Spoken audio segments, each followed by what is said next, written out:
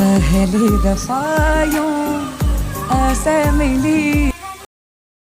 बिकता देख के खुश हैं अपने जेपी नड्डा के जनता महंगाई की मारी करती हाहाकार। कहाँ सोया है चौकीदार, कहाँ बैठा है पलटी मार। तो बादली वालों, पहली बार आपके बीच में आया हूं अपना दामन फैलाने के लिए, भाई देवेंद्र यादव जी के लिए। और ये आपकी लड़ाई जब सत्ता में थे तब भी लड़ते थे, जब पद पर थे तब भी लड़ते थे, और जब आपने सेवा का मौका किसी और को दे दिया तो विधायक न रहते हुए भी इन्होंने आपके मुद्दों पर दिल्ली के गलियारों में कभी लड़ने से परहेज नहीं किया है। ऐसे बहादुर आदमी के साथ खड़े होइए, ऐसे बहादुर आदमी के साथ खड़े होइए जो कांग्रेस पार्टी में रह करके बादली वालों को अपने सर माथे पे बिठा कर है। पूरे देश की राजनीति में लोकप्रिय होने के बावजूद इनका दिल बादली के लिए धड़कता है। तो मैं चाहता हूं कि 5 तारीख को एक एक वोट लेकर के घर से बाहर निकलिए, हाथ के पंजे के सामने वाला बटन दबाइए और आम आदमी पार्टी वालों से कह दीजिए कि सिर्फ खंजर ही नहीं आंखों में पानी चाहिए। ऐ खुदा दुश्मन भी मुझको खानदानी चाहिए, और सिर्फ कब्रों की जमीनें दे के मत बहलाइए। राजधानी दी थी हमने, राजधानी चाहिए। ये दिल्ली राजधानी जो है इसके स्वाभिमान को बचाने की लड़ाई है।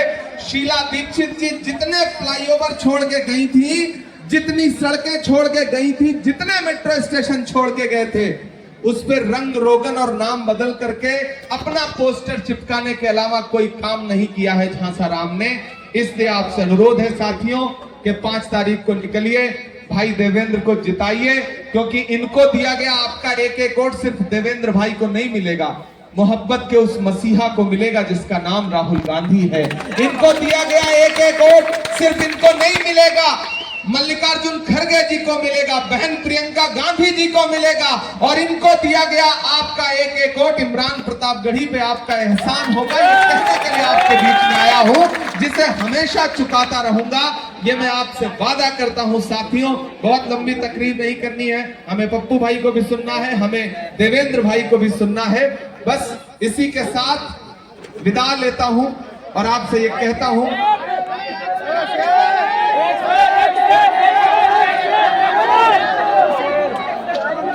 देखिए देखिए फिर आऊंगा, फिर शायरी सुनाऊंगा। आज तो कुछ साथी हैं जो आम आदमी पार्टी से हैं और आज उनको लग रहा है कि नहीं, अब झाड़ू के तिनके बिखर रहे हैं और पंजे का शिकंजा कस रहा है, तो उन्होंने ये कहा कि नहीं, हम कांग्रेस की नीतियों के साथ हैं। और भागलपुर, बांका, बक्सर, पटना और लगभग मुझे याद है छोटे छोटे बच्चे मर गए थे, ज्योति पासवान की मौत हो गई थी।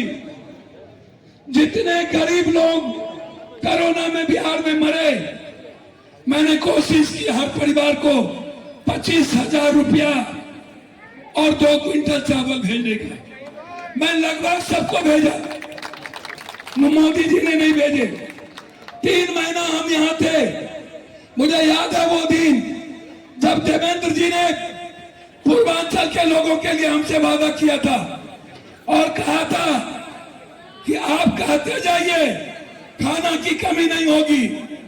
मोदी जी घर में, अरविंद जी घर में 3 महीना तक पैदल चलते रहे, एक एक पूर्वांचल के जेब में। यह व्यक्ति कांग्रेस का युवा मोर्चा, राहुल जी और देश के कुछ संतों ने पूर्वांचल को बचाया।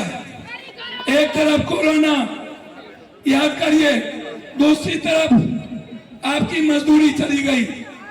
लगभग 13,000 फैक्ट्रियां मोदी जी के रीजन में बंद हुआ। कल वो एक भाषण दे रहे थे कि मैं झुग्गी नहीं तोड़ने दूंगा।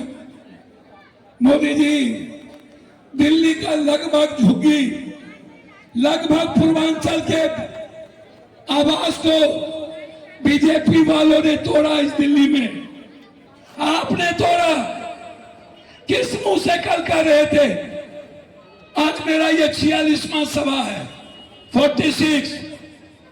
बिहार के लोग, पहली बार हम आए थे आपसे 2 जगह, अपने भाई के लिए पहला दिन, 7 बार आपने सांसद बनाया।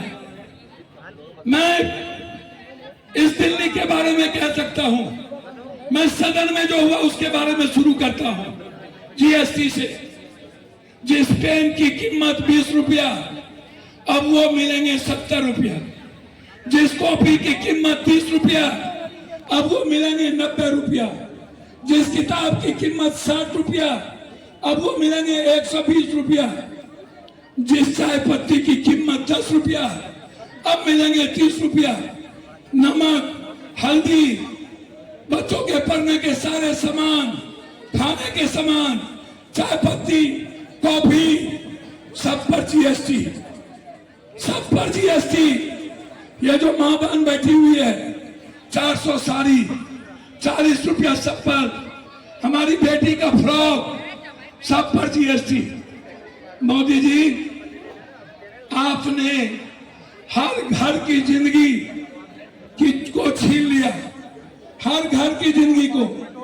एक तरफ बीजेपी, एक तरफ आम आदमी, एक तरफ कांग्रेस, एक तरफ राजमहल, एक तरफ शीश महल। एक का बाथरूम 18 करोड़ का और एक का बाथरूम 11 करोड़ का, और पूर्वांचल के मां बहन का बाथरूम 13,000 का, जिसमें 3,000 ले लेता है वीडियो, सीओ 9,000 मिलता है। हमारी मां बहन का बाथरूम 9,000। मोदी जी के राजमहल का बाथरूम 18 करोड़, एक 20 करोड़ का फव्वारा, 8 करोड़ की एलईडी, 3 करोड़ के। रास्ता है दिल मेरा मोहब्बत को तेरी